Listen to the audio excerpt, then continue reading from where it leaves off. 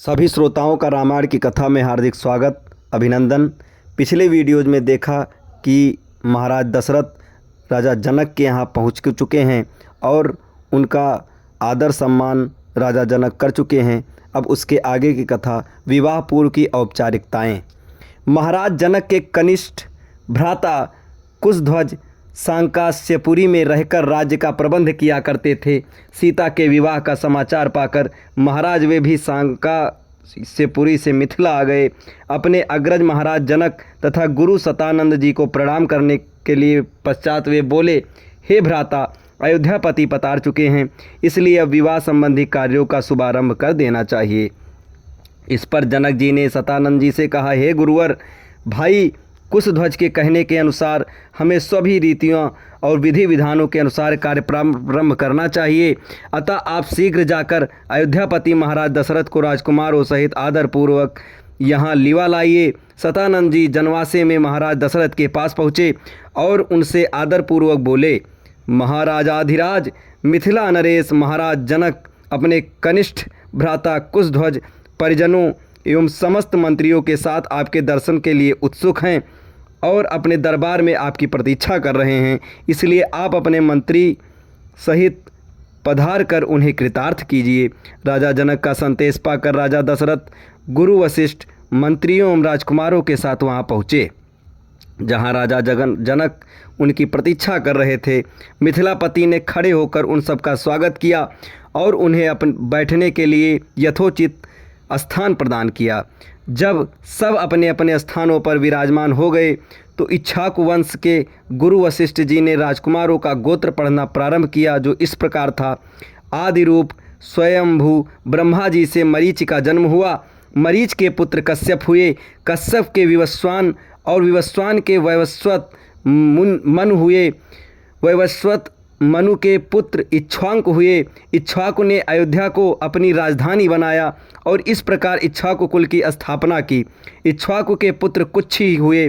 कुच्छी के पुत्र का नाम विकुच्छी था। विकुच्छी के पुत्र बाढ़ और बाढ़ के पुत्र अनरण्य हुए। अनरण्य से पृथु और पृथु से त्रिशंकु का जन्म हुआ। त्रिशंकु के पुत्र धुंधुमार हुए। धुंधुमार के पुत्र का नाम युनाश्व था। युनाश्व के पुत्र मानधाता हुए और मानधाता से सुसंधि का जन्म हुआ। सुसंधि के दो पुत्र हुए, ध्रुवसंधि एवं प्रसेनजित। ध्रुवसंधि के पुत्र भरत हुए। भरत के पुत्र असित हुए और असित के पुत्र सगर हुए। सगर के पुत्र का नाम असमंज था। असमंज के पुत्र अंशुमान तथा अंशुमान के पुत्र दिलीप हुए। दिलीप के पुत्र भगीरथ हुए।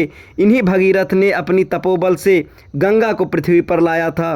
भगीरथ के पुत्र कुकत्स और कुकत्स के पुत्र रघु हुए। रघु के अत्यंत तेजस्वी और पराक्रमी नरेश होने के कारण उनके बाद इस वंश का नाम रघुवंश हो गया।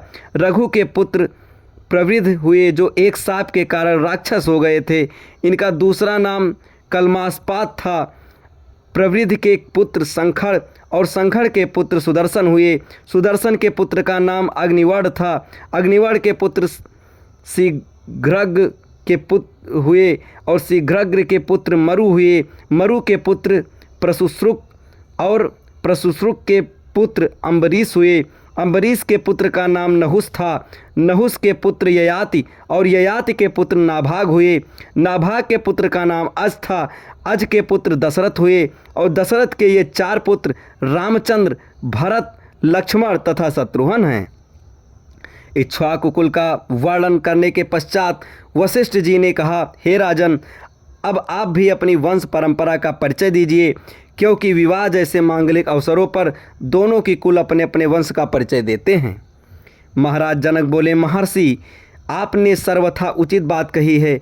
अब मैं भी अपने कुल का परिचय देता हूँ। प्राचीन काल में निमि नाम के एक धर्मात्मा राजा थे। उनके मिथि नामक पुत्र हुआ था, जिन्होंने मिथिला बसाई। मिथि के पुत्र का नाम था जनक। उनके नाम पर मिथिला के राजा लोग जनक कहलाते हैं। जनक के पुत्र उदावसु और उदावसु के पुत्र नंदिवर्धन हुए। नंदिवर्धन के पुत्र का नाम सूरवीर था। सूरवीर के पुत्र सुकेतु और सुकेत्र के पुत्र देवरात हुए। देवरात के पुत्र का नाम बृहद्रथ था। बृहद्रथ के पुत्र महावीर और महावीर के पुत्र सुधृति हुए। सुदिति के पुत्र का नाम धृष्टकेतु था। धृष्टकेतु के पुत्र हर्यश्च और हर्यश्व के पुत्र मरु हुए। मरु के यहाँ प्रतिंधक की उत्पत्ति हुई। प्रतिंधक के पुत्र कीर्तिरथ, कीर्तिरथ के पुत्र देवमीढ़, देवमीढ़ के पुत्र विबुध और विबुध के पुत्र महींद्रक हुए। महींद्रक के पुत्र का नाम कीर्तिरथ था। कीर्तिरथ के पुत्र महारोमा, महारोमा के पुत्र स्वर्णरोमा और स्वर्णरोमा के पुत्र हर्षरोमा। हर्षरोमा के 2 पुत्र हुए, उनमें से बड़ा मैं हूँ और मुझसे छोटा कुशध्वज है। हम दोनों भाई इसी प्रदेश में रहकर राजकाज संभालते हैं। कुछ काल पहले सांकाश्य के पराक्रमी राजा सुंधवा ने मिथिला पर आक्रमण कर दिया था। वह चाहता था कि मैं सीता का विवाह उसके साथ कर दूं। मैंने उसकी मांग पूरी नहीं की, इसलिए उसके साथ मेरा युद्ध हुआ, जिसमें सुंधवा मेरे हाथ से मारा गया। तब से मेरा कनिष्ठ भ्राता कुशध्वज सांकाश्य पर शासन करता है और मैं मिथिला पर। मैं अपनी बड़ी पुत्री सीता का विवाह राजकुमार रामचंद्र के साथ और छोटी पुत्री उर्मिला का विवाह उनके कनिष्ठ भ्राता लक्ष्मण के साथ करना चाहता हूँ। मैं 3 बार इस बात को दोहराकर अपनी दोनों कन्याओं आपको वधुओं के रूप में समर्पित करता हूँ। फिर वे राजा दशरथ से कहने लगे, हे नृपश्रेष्ठ, अब आप इनसे गौदान कराकर नांदीमुख श्राद्ध का कार्य संपन्न कीजिए। इसके पश्चात लोक प्रचलित पद्धति के अनुसार विवाह का कार्य आरंभ कीजिए। ये अवसर सर्वथा उपयुक्त एवं कल्याणकारी है। आज मघा नक्षत्र है। आज तो तीसरे दिन फाल्गुनी नक्षत्र होगा। इससे अधिक उपयुक्त समय विवाह के लिए दूसरा नहीं हो सकता। आप इन दोनों भाइयों के अभ्युदय के लिए गौ, भूमि, स्वर्ण, तिल आदि का दान कराइए। राजा जनक के कथन समाप्त होने पर महामुनि विश्वामित्र बोले, हे राजन, आप और राजा दशरथ दोनों के ही कुल पूर्णतया धर्मपरायण, कीर्तियुक्त एवं सम्मानित हैं। अतः इन दोनों कुलों में विवाह संबंध सर्वथा उपयुक्त है। सीता और उर्मिला भी राम और लक्ष्मण के सर्वथा उपयुक्त हैं। आपके कनिष्ठ भ्राता कुशध्वज भी आपकी ही भांति धर्मपरायण एवं प्रतिभा संपन्न हैं।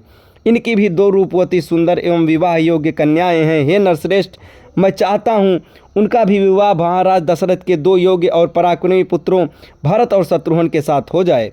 विश्वामित्र की बात सुनकर जनक बोले, हे मुनिवर, आपके इस आदेश को स्वीकारते हुए मैं अपने कुल को धन्य समझता हूँ।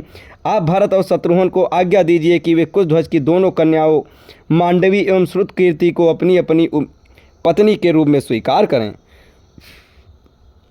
इसके बाद मिथिला नरेश से अनुमति लेकर राजा दशरथ वशिष्ठ जी और विश्वामित्र जी के साथ जनवासे में लौट गए।